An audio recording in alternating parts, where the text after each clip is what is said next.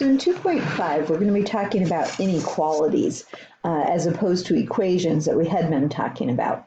So inequalities are going to have statements that are going to have something like less than or greater than, or less than or equal to, or greater than or equal to. For this particular section, we're not going to work with the does not equal symbol. And when we talk about graphing them, for now we're going to be, for the statements that we're going to be working with, we're going to be graphing on a number line. We call it the real number line. It represents the real numbers. And, you know, you make it something like this. I just kind of eyeball it.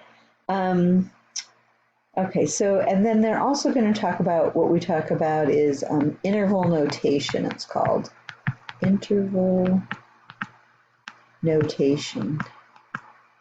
Now, some of you may have seen in the past, and when you're graphing an open dot and a closed dot on the graphs, and our graphing is a little bit different when we use the interval notation.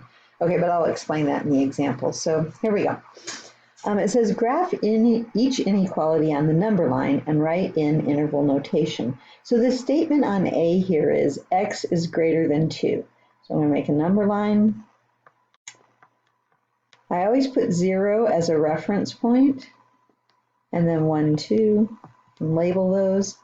Now, because it says greater than 2, I don't want to include the 2. So I'm going to use a parenthesis. So in fact, let me do this in a different color. So the graph's going to be parenthesis. Notice that the parenthesis is opening to the right, and that's because we're going to go greater than. So then the graph is going to go this way. So you can make it darker if you want to. But then this green area represents all the numbers that are greater than 2, but not including the 2. Okay? So I mentioned before open and closed dots. So as you look at this example, I know some textbooks use, they would use an open dot instead of the parenthesis. So there's just a little change that we make here. And it goes along with the interval notation, because now when we go to write the answer in interval notation, the solution, it just reads right from the graph. So the interval notation for this problem looks like parenthesis 2, comma, and then it's going off toward infinity, right? So you can put a little, sometimes my students like to put a little infinity there and a little negative infinity there to remind them. You don't have to. So sometimes it's tricky to make the infinity sign, but you'll get used to it.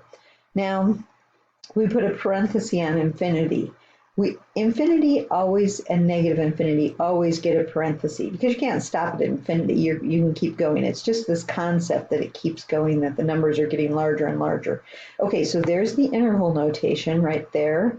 And that says all the numbers from 2 to infinity. Those are the numbers that we want. And for this particular example, we're not going to include 2, but anything bigger than 2.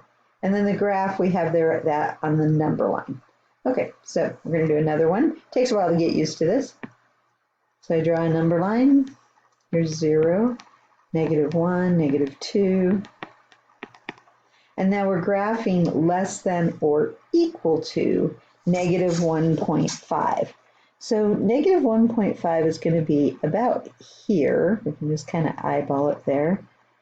And you could write -1.5 underneath if you want to.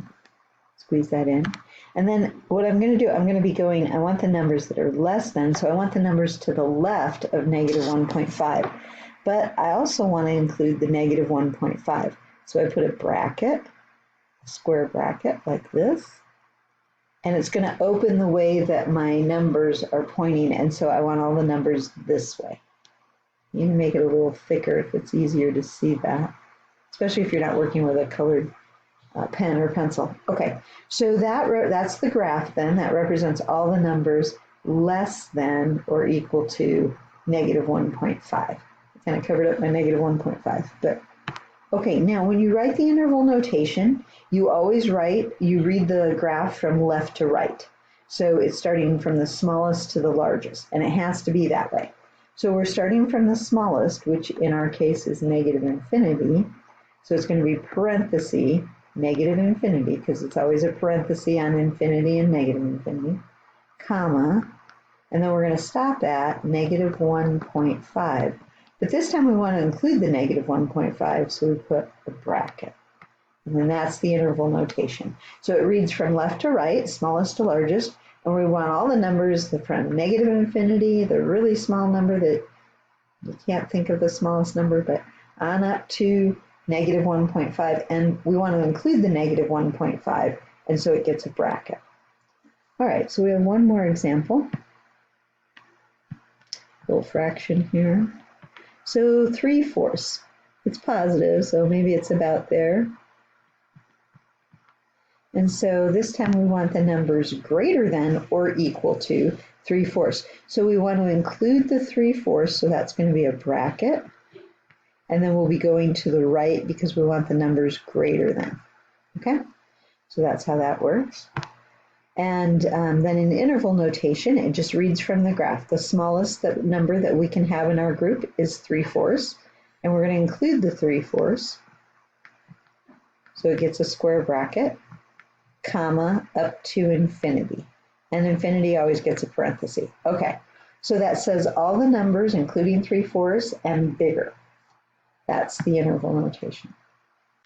So a good thing to remember is when it's less than or greater than, use a parenthesis. If it's less than, it's going to go this way. If it's greater than, it's going to go that way. And then if it's less than or equal to, you're going to use a square bracket. If it's a greater than, I drew that the same way. If it's greater than or equal to, you're going to use the square bracket that way.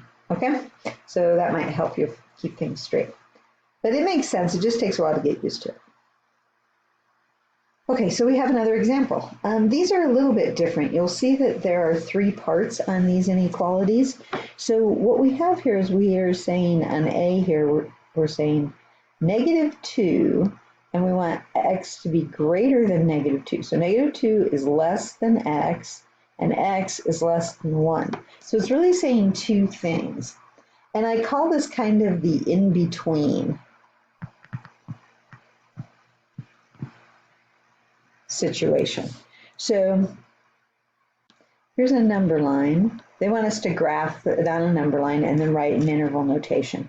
So here's 0, -1, -2, and here's 1. It's not drawn very well. Okay. So what we want is we want the numbers, we want our x to be between -2 and 1.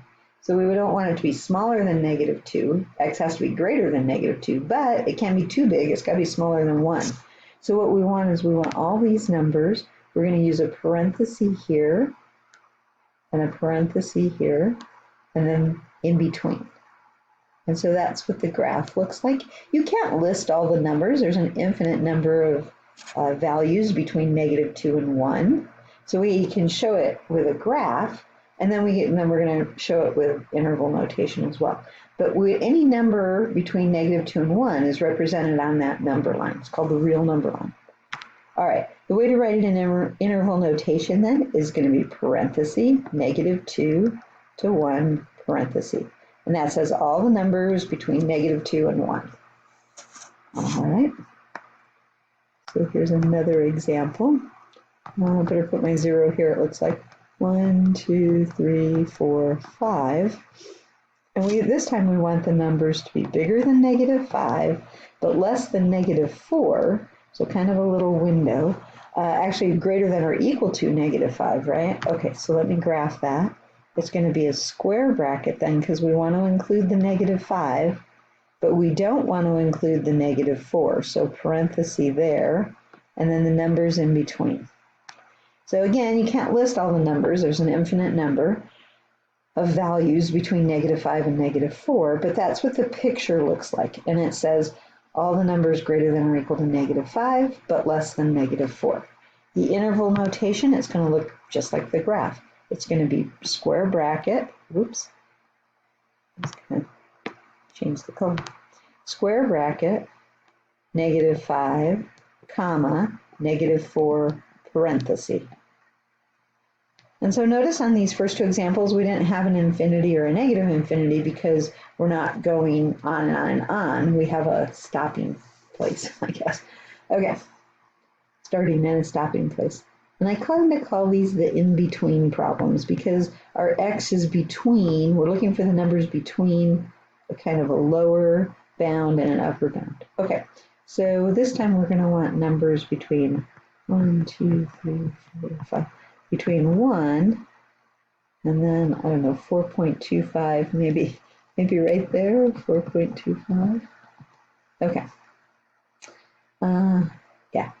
So this time x is going to be greater than or equal to 1. So we're going to want the square bracket on 1 because we want to include the 1. And less than or equal to 4.25. So we want the square bracket here as well. And then we want all the numbers in between. So that's what the graph looks like. Those of you who we talked about the open dot, but a square bracket would represent the closed dot if you were doing it that way. And some textbooks do that, but we're going to be using the interval notation quite a bit. So in this class and the next class, so and on. So you might as well get used to them. Okay, so this is some practice with the interval notation. So square bracket 1, comma 4.25 square bracket. And then that means all the numbers that are greater than or equal to 1, but less than or equal to 4.25.